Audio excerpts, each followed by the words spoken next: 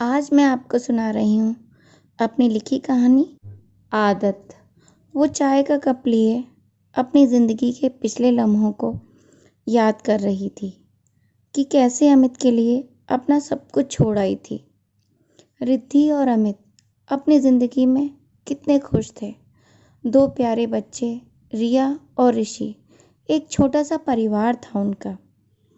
अमित से अलग होने की कल्पना भी नहीं की थी रिद्धि ने कि कुछ ऐसे हालात हुए कि अमित ने दूसरी कंपनी ज्वाइन कर ली, दूर, दूसरे शहर में। पिछले कई सालों से अमित बाहर ही है और रिद्धि अपने दोनों बच्चों के साथ अकेली रह रही है।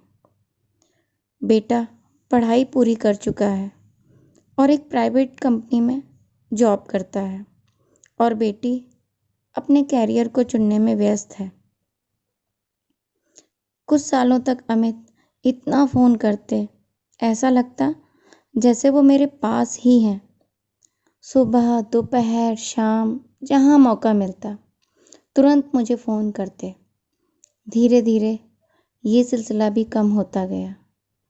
कहते हैं दूरियां हमें नज़दीक लाती हैं, लेकिन ये दूरियां दूर भी तो ले जाती हैं।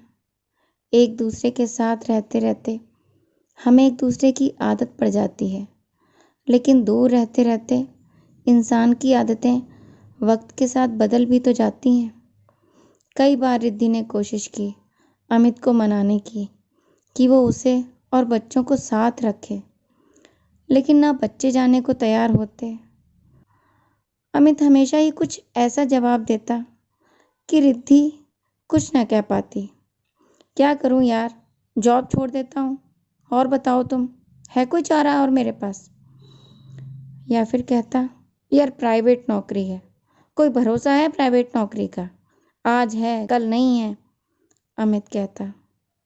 रिद्धि सोचती, जिंदगी का भी तो कोई भरोसा नहीं होता। हमें नहीं पता कि कल क्या होने वाला है, फिर भी हम जीते हैं। मैं सब कुछ छोड़कर तुम्हारे पास चली आई, बिना किसी उम्मीद के कि कल क्या होने वाला है। रिद्धि ख्यालों में कहीं गुम हो जाती। अमित के जाने के बाद साल दर साल बीतते गए। दिन भर खिलखिलाने वाली रिद्धि अंदर ही अंदर टूटती चली गई। मन पर होने वाले प्रहार के जख्म कब शरीर में रोगों का रूप लेकर उभरते हैं पता ही नहीं चलता। रिद्धि ने डिप्रेशन की दवाइयाँ खाना शुरू किया। दवाइयाँ मन में होने वाली उथल पुथल के संदेशों को आपके दिमाग तक जाने से थोड़े समय के लिए रोक तो सकती हैं, लेकिन बंद नहीं कर सकती। रिद्धि का मन भी कुछ ऐसा ही हो गया था। उसके मन की उथल पुथल जैसे चोरी छिपे उसके दिमाग में जाके बैठ जाती। जब दिल और दिमाग में कशमकश होती है तो सारा खामियाजा शरीर को भुगतना पड़ता है। रिद्धि के साथ भी कुछ ऐसा ही होता जा रहा था।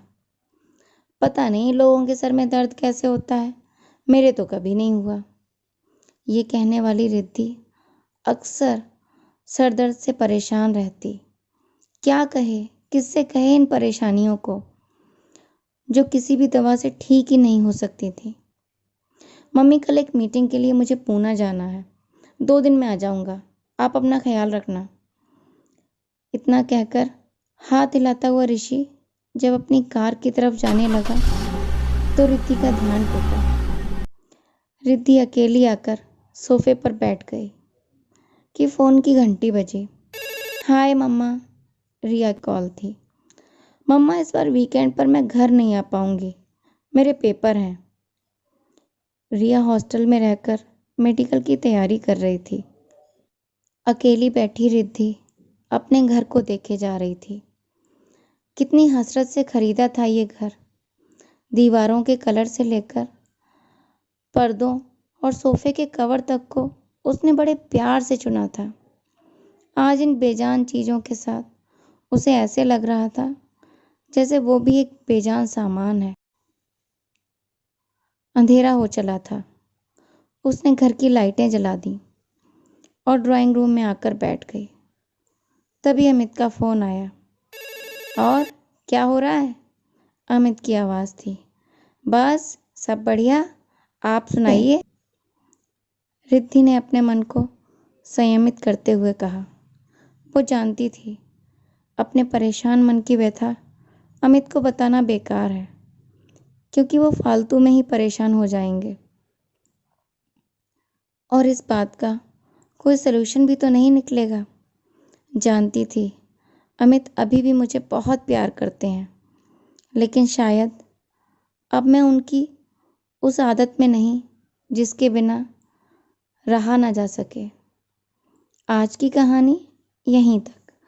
अगर आपको मेरी कहानियाँ पसंद आती हैं तो प्लीज़ उन्हें लाइक करें, मेरे चैनल को सब्सक्राइब करें और शेयर करें, और हाँ, बेल आइकन ज़रूर दबाएं। Thank you.